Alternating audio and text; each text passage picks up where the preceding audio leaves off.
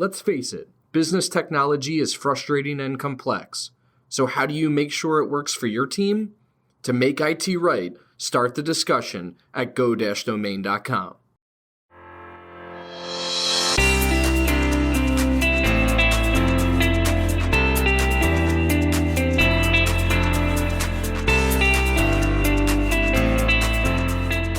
You're listening to Discussions by Domain, a podcast for business leaders.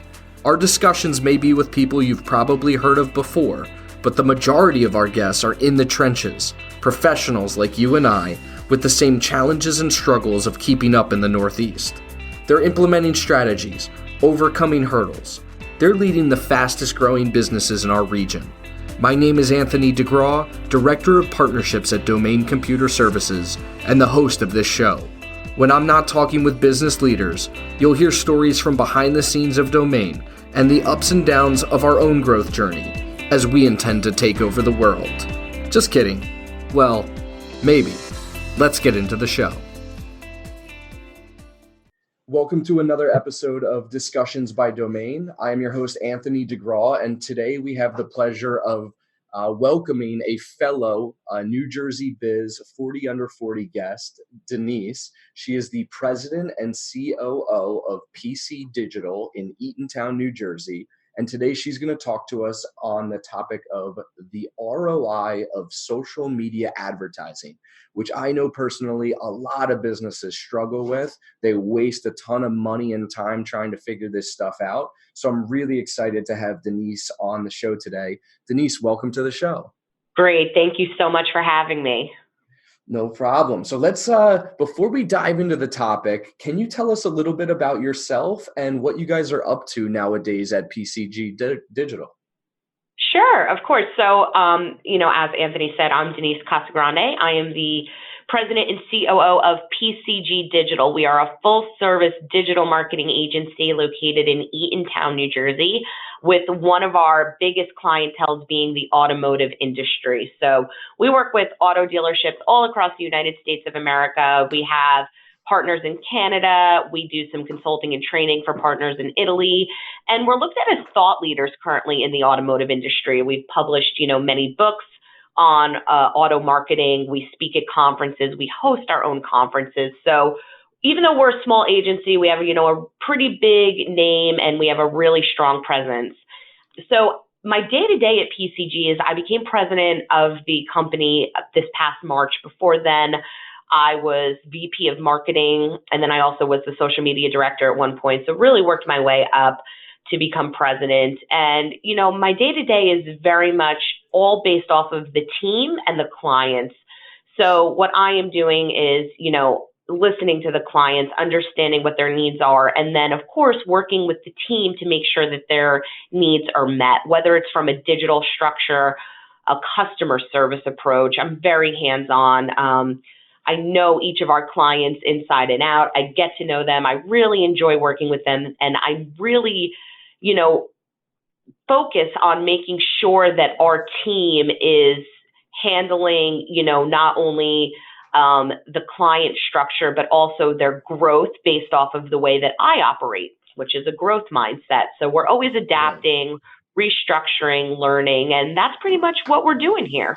That's awesome. Hey, I know that I didn't get you this question ahead of time, so I don't want you to be thrown off by it. But can you talk to the importance of a niche and really going deep on that niche and what it has meant to your business? Because I think a lot of business owners try and be generalists.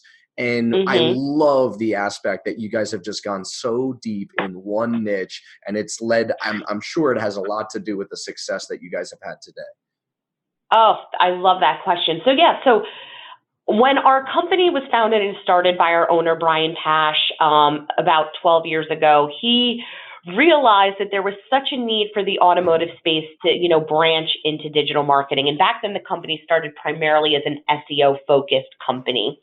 And obviously now here we are, and digital has just expanded so much, whether it's, social advertising, AdWords. We do a ton of stuff with Google My Business as well. And I think that it's great that we are in a niche because it gives us something that we can home in on and just perfect. The thing with a niche also is that, you get to know the industry and you get to be involved in it, right? So when we look at one of the primary ways that we connect or grow with our current clients or find potential partners is speaking at events and conferences.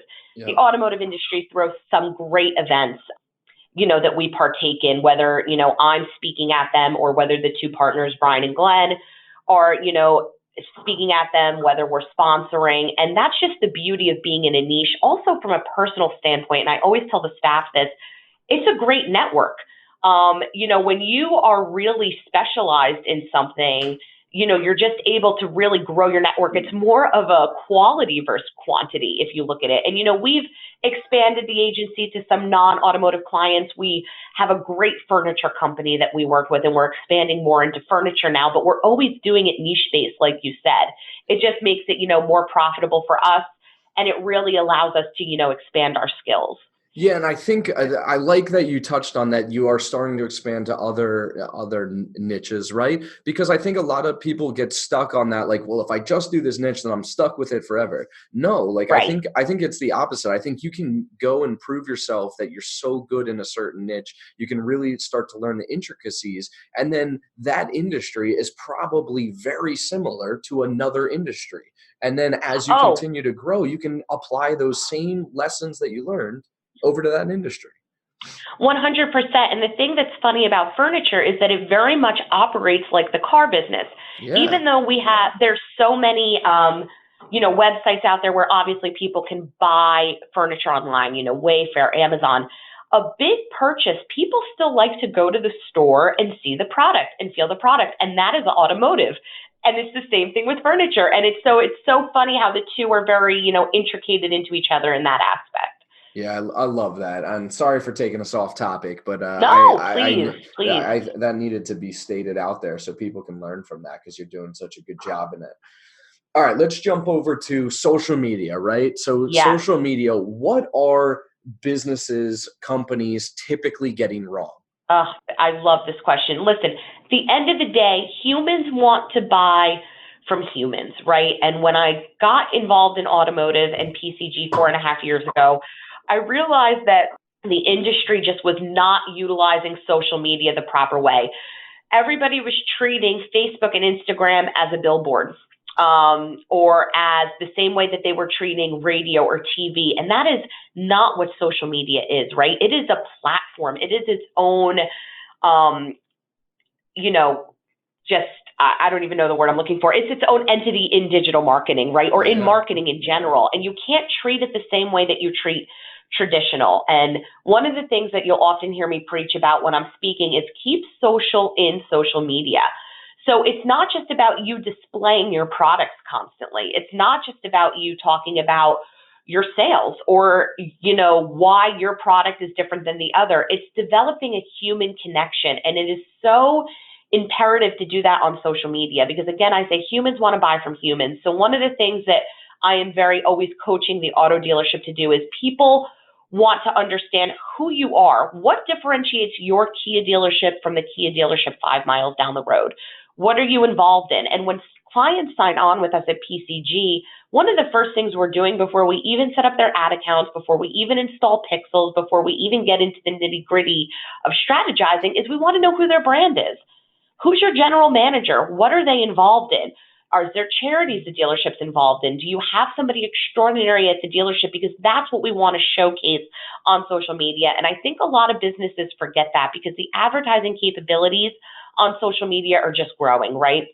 I mean, some of the things that we can do on Facebook, with the in-depth targeting and the pixel tracking is phenomenal. But at the end of the day, remember, people are coming to Facebook and Instagram to connect with other human beings.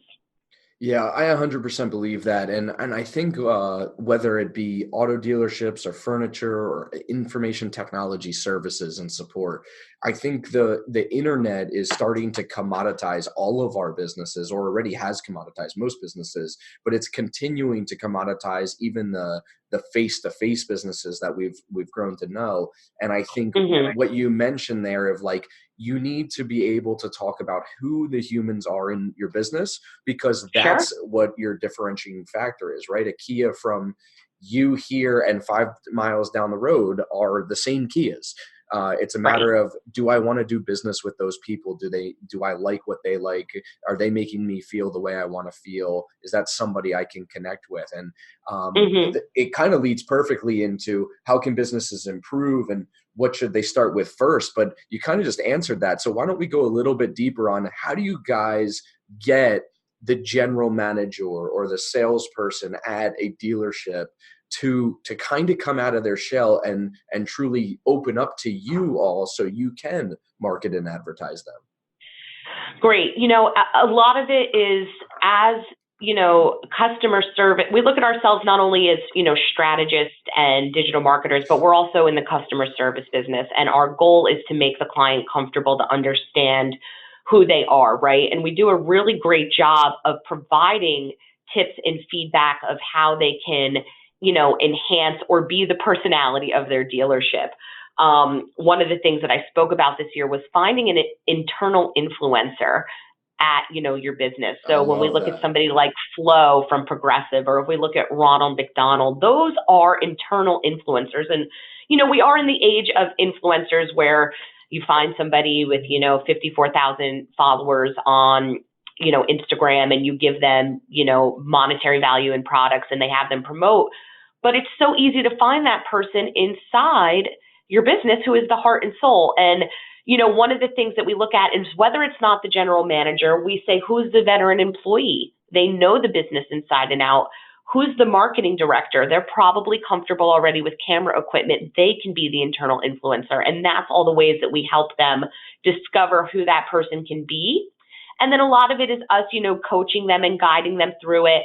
And we have some great partners, through the years that do a really, really great job of showcasing their employees. So we share videos of what some of the other partners that we work with are doing. And we say, hey, here, look at so-and-so from, Power Forward and what they're doing. You can do this too. It doesn't take a lot. We also, back in the day, one of the classes we used to teach when we would do road shows was green screen classes, and how easy it is to set up a green screen in the dealership and film it. And then, utilizing a program on your Mac, you can just throw an image behind there. And it was one of our, most fun classes that we used to teach, and they used to love it. So for a while there, when I would go and visit dealerships, I'd go into the general manager's office and they'd say, hey, look, here's my green screen. And it was great. It's fantastic. Yeah, that's outstanding. I love that. And I think that goes across all industries and businesses too, is that you can find there's somebody internally that's already probably speaking up or is already out in the community and doing their own thing. That's a great internal advocate for you, and you want to get that out to your customers. I love it. 100%. Yeah. All right, let's switch over to the advertising part of these platforms, right? These can be extremely complex. They almost, like, when I go into them, it's like, whether it be Facebook or LinkedIn or Instagram, these ad platforms, it's like almost so much data. You get confused. You don't know what to start with first. How do you guys help take the complexity out of this? Do you have any pointers around advertising or getting started to advertise on these platforms? Great. You have to dive in and not be afraid to push any of the buttons. So I know that sounds so, simple, but when somebody starts at PCG, whether they're on, when they're on the social media team and we open up Ads Manager and maybe they've never seen it before, maybe they have, I'm like, don't be afraid to dive in and learn. The way that I built my career was literally being in the back end of Ads Manager and saying to myself, well, I wonder what this does. And That's awesome. taking it from there. Pretty much, that was it. We work closely with Facebook. We have, great advocates and reps, but a lot of it you have to explore and do by yourself. You have to understand, what's going to work best, because at the end of the day, every business is different. Even if it is two Kia dealerships, they're not going to operate the same way, whether it's, based off of inventory or size or area. So you really can't always go by the book, because what somebody else is doing is not going to work for you. So it's a lot of testing. That's one of my biggest pieces of advice. The other thing is there are so many resources out there. Facebook Blueprint is a full online course that is free, where you can go on and take courses to understand and learn more about advertising. So great example of this is, every Saturday, for a while, I was sitting taking a Facebook Blueprint course, starting like 3 years ago, right? And I listened to this great one that was about running your advertising based off of conversions instead of website clicks. And that was so influential because out of that, I was able to construct and grow this concept of the automotive social media sales funnel, which I published a white paper on it. It is the way we are running all of our advertising today. It's been downloaded, over 500 times. And it was all through that one webinar that I grew and took this concept of really running advertising with a purpose. So again, it's a lot of self-education. When people start here at PCG, I'm like, I can show you the ins and outs of all of this, but you know what? It's a lot of stuff that you have to do on your own to grow and learn and, decide what's going to work and what's not going to work best for your client. Yeah, two quick questions on that. Number one, Sure. on the Facebook Blueprint, is that done by Facebook? I just want to make sure we link to it in the show notes. Oh, so yes. can get that. Yep. Okay, so Yes. that's done by Facebook, so we'll find that. And then second, you have to find that. It is I'm sorry to cut you off, but it's just literally like a full online course for anything and everything that you need. So even if you're a beginner, they have beginner courses. Even if you're more intermediate and you want to understand your conversions and your tracking, they have courses for that too. It's wonderful. That's awesome. And your white paper as well. I'd love to link to that as well. So hopefully you can share that with me via email and we'll make sure that gets in there. Cool. Sure.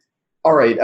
So you talked about testing, and one of the issues that can come up with testing is, say, you either have a limited budget or you don't want to blow your whole budget testing constantly. Right.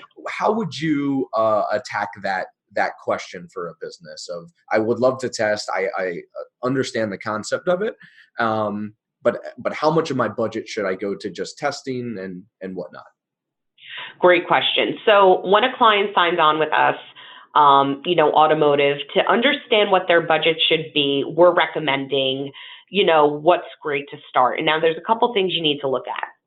For an auto dealership, we look at the size of the inventory, we look at the location, we look at where they're located. So for instance, if we're working with somebody that's located in a major city, you're going to need more of an ad spend because you're competing with so many other people. Correct. Somebody who's more rural, you don't need that big of an ad spend because, you're maybe not as competing with as many businesses. So that's how it all starts out. You want to look at the size of your business. The second thing you want to look at is, what are your goals? Everyone has different goals. Obviously in automotive, most of the people, they want to obviously sell more cars, right? Yeah. But we have some people come to us that say, hey, listen, we're doing okay selling cars, but we want to get our brand out there a bit more. Different objective. Yeah. Or we have people that say, I want some more qualified leads. I want my BDC department to really get ramped up. Different objective, different goals. So that's the first thing that you need to look at. Every campaign on Facebook has a objective, right? So whether you're running your campaign for website clicks, reach, brand awareness, you're going to have different KPIs, and that's what you need to base your ROI off of. One of the other things that Facebook recently has done that has added to just the attribution model is you're able to track button clicks on the website through your pixel. So if your pixel is properly installed on the back end of your website or tag manager, you're then able to track what buttons people are clicking. So for automotive, we're tracking how many people click schedule a test drive, or we're tracking how many people click e-price, and that is adding to the attribution model overall. When I first started, people used to say, oh, it's very hard to track ROI on Facebook, and yeah, that is kind of true. Obviously with Google, and if you're looking at things in Google Analytics, they're going to give a lot of, last click attribution. They give the credit to Google, but there's just so many ways you can go around that. And you really need to look at what your goals are and what your objectives are. So those are all the ways that we're really tracking ROI. Yeah, I like that a lot. And as the main point there being, what is the goal of this specific campaign with this specific dollar amount? And then let's track it. And then we can iterate from there. And then we can also have different campaigns with different goals and go from there, which is sure. Great. It's got to be, more based off of a micro approach, right? It doesn't always have to be this big thing where I'm going to throw all this money into Facebook and cross my fingers and pray that it works. Yeah. You have to really break it down.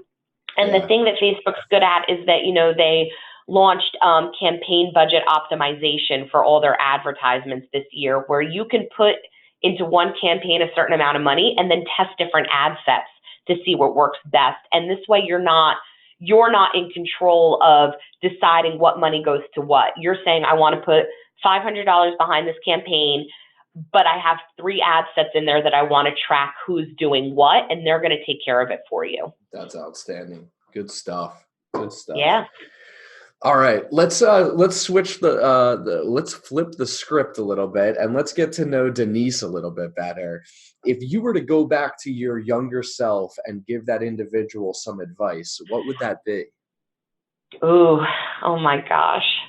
It's I love that question because it's sometimes nice to sit and think about, the past, right? And actually it was funny because last night at the 40 under 40, one of the people said that they were on disciplinary action at Rutgers constantly. And that kind of was, Denise Casagrande. I was not a good student at all. And I excelled as an adult. And once I, got into the workforce and, understood tools, and I realized I was a great leader, and that's what my strong suit was. But if I could give one piece of advice to myself, starting off in career and everything, I think the biggest piece I would say is, just slow down a bit. We get so worked up, right? We look at things, we're on social media, we always want more. I remember when I first started, I really wasn't making that much money, and you could see people traveling and doing this, and you're like, well, how do they get the money to do this? Or what is going on? And I wish that back then I would have just relaxed a bit more, or understood that everything is a process. And now I understand that everything that was happening along the way was a learning curve. There is a reason why I wasn't handed a ton of money in my first, job. I needed to grow and I needed to learn. But if I could give that piece of advice to myself years ago, I would just say, it's okay, slow down a bit and realize everything's a process. Love it. Love it. Good stuff.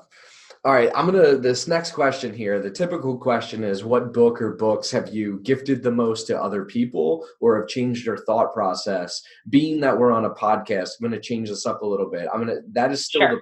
the point, but it could also be any type of media that, whether it be a podcast, a book, a radio station, any type of media that has helped change your thought process or helped you grow or you've recommended to others. Great. There is a great book.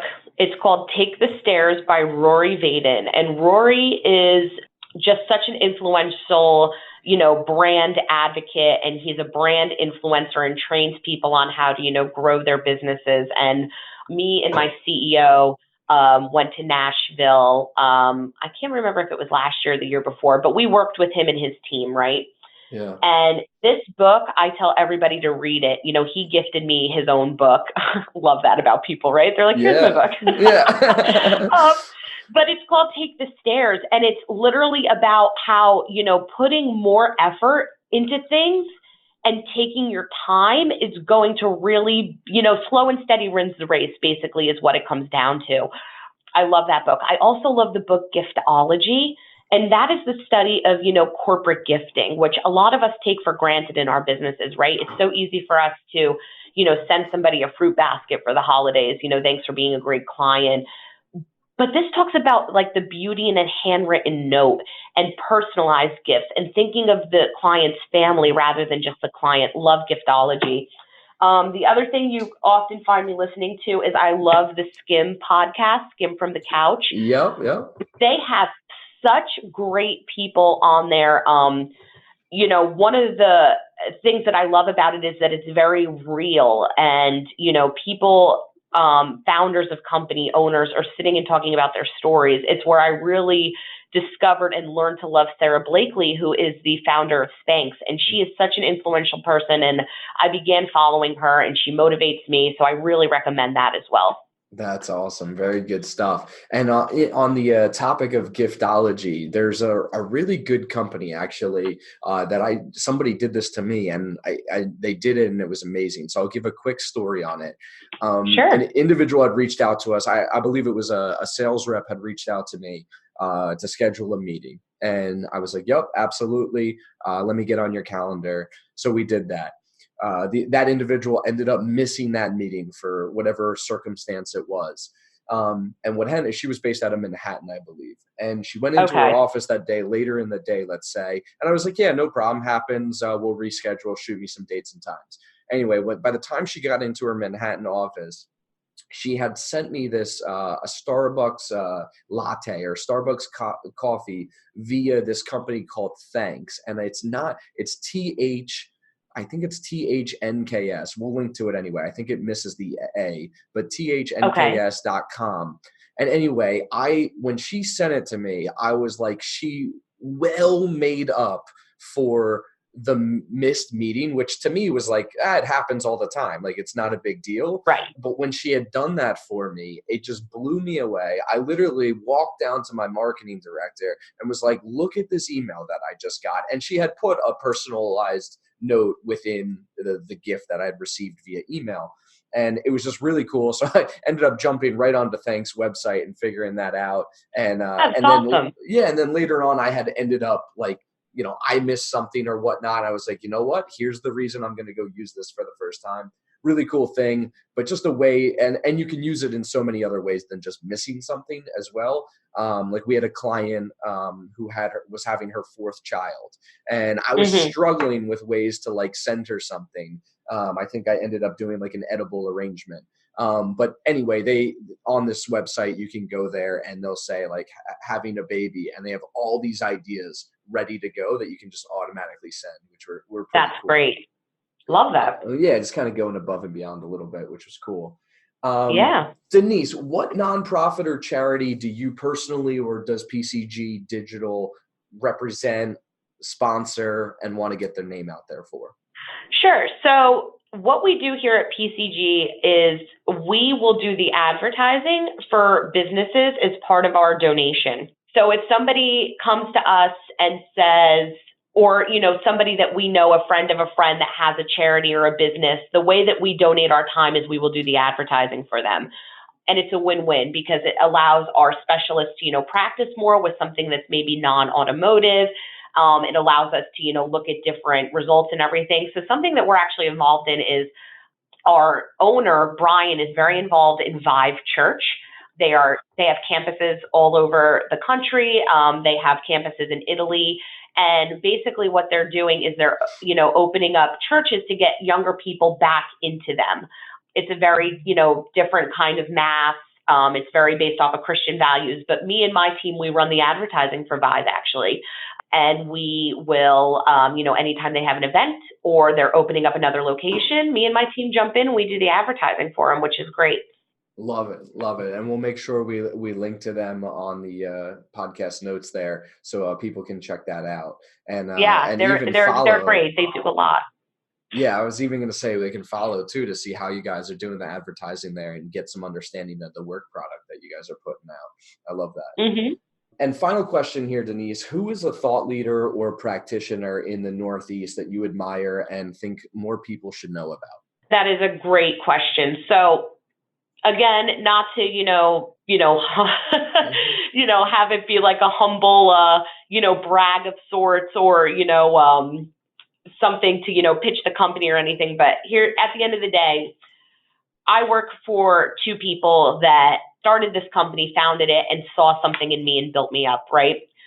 And, between Brian, understanding, and hearing me speak and putting me on the stage and being like, you need to grow yourself in these aspects, it was fantastic. But his brother, Glenn, also has become such a mentor to me throughout the years. He's our CEO, and he actually is very skilled at leading and growing people to grow and nurture teams. Something that he does outside of the digital marketing space is he will throw workshops and events on how to help managers succeed. He's very passionate about it and he's very good at it. Yeah. I'm trained by him. He helps me guide and lead the staff here at PCG. He's trained teams, dealerships all over the country. He goes in and he works with the manager to basically help them, manage and grow and lead their team. And, he's very good at time, efficiencies and, understanding, the different businesses and structures and helping the individual succeed and grow. And one of the best things he ever said to me was years ago, we were at our conference. We throw a digital marketing conference in Napa every year. And the first year that I was going, I had one of those Instagram cardboard cutouts. with all the information on it about the event that, people could take on the wine tours and take photos with it, right? Yeah.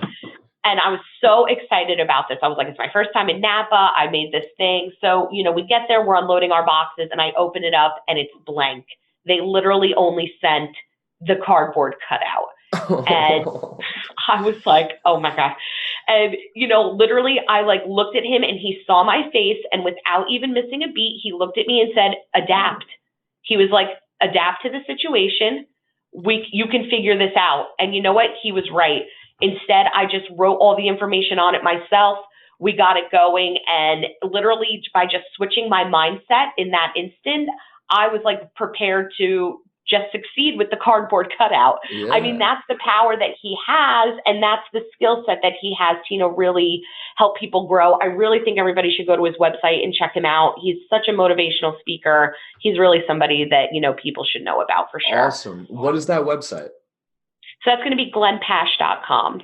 All right, everybody. That was Denise Casagrande, the president and COO of PCG Digital. And if we're to leave with anything today, it's adapt.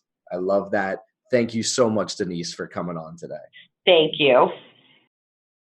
To ensure that you never miss an episode, subscribe to the show in iTunes or your favorite podcast player. This guarantees that every episode will get delivered directly to your device. To help us get the word out, share with a friend, leave a review, and check out our discussions on the web at go-domain.com/podcast. Thank you so much for listening. Until next time.